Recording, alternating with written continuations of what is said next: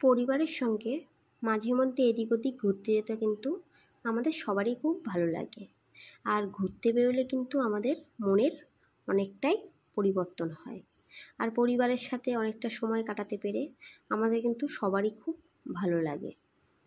আর সংসারে দৈনন্দিন কাজকর্ম করতে করতে আমাদের মনে যে একঘেয়েমি ভাব আসে, মাঝে মধ্যে এদিক ওদিক ঘুরতে বেরোলে, ধারে কাছে ঘুরতে বেরোলে সেই একঘেয়েমি ভাব কিন্তু অনেকটাই কেটে যায়।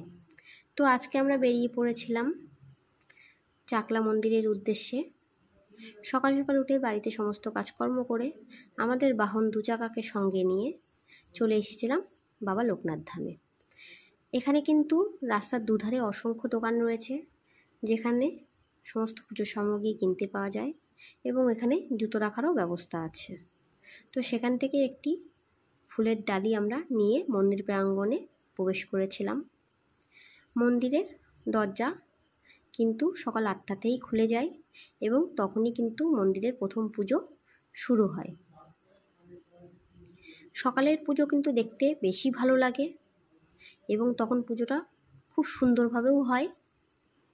এবং আমরা যতবার এখানে এসেছি সকালবেলায় আসার চেষ্টা করেছি, কিন্তু এখন যেহেতু ছেলে একটু ছোট, সেই জন্য আর সকালবেলা বেরোতে পারিনি।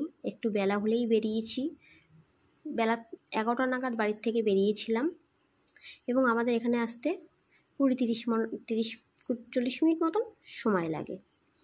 তো এরপর আমরা বাবার উদ্দেশ্যে মালা পরিয়ে বাবাকে নিজের মনের প্রার্থনার কথা জানিয়ে নিচ্ছিলাম। আর বাইরে ধূপকাঠি মোমবাতি জ্বালিয়ে কিন্তু বাবাকে স্মরণ করা হয়।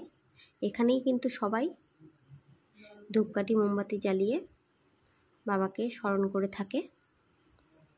মন্দিরের ভিতরে কিন্তু কোনো ধূপকাঠি মোমবাতি জ্বালানোর নিয়ম নেই বা বন্দোবস্ত নেই। তো এরপর আমরা মন্দিরের সামনে বসে বাবার পুজো দেখছিলাম এবং নিজেদের আশা আকাঙ্ক্ষা ইচ্ছে এইসব বাবাকে জানিয়ে নিচ্ছিলাম। অনেকেই বসেছিল। এখানে কিন্তু প্রচুর ভিড় হয়, অনেক দূর দূরান্ত থেকে প্রচুর ভক্ত আসে বাবার কাছে।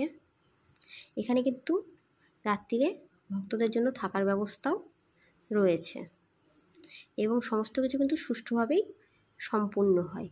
এরপর আমরা মন্দির চত্বর একটু ঘুরে ঘুরে দেখে নিচ্ছিলাম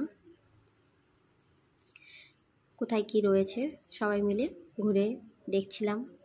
মন্দিরের চত্বরে কিন্তু অসংখ্য লোকনাথ ব্রহ্মচারীর বা লোকনাথ বাবার মূর্তি রয়েছে, প্রচুর রয়েছে এবং বাবা মহেশ্বরও কিন্তু এখানে আছে। এরপর আমাদের প্রচণ্ড খিদে পেয়ে গিয়েছিল, যেহেতু সকালে উপোস করেই বাড়ির থেকে বেরিয়েছিলাম, কিছু খাইনি। সেজন্য একটি নিরামিষ দোকান দেখেই আমরা খেতে বসে গিয়ে পড়েছিলাম। লুচি এবং তরকারি খেয়ে নিয়েছিলাম।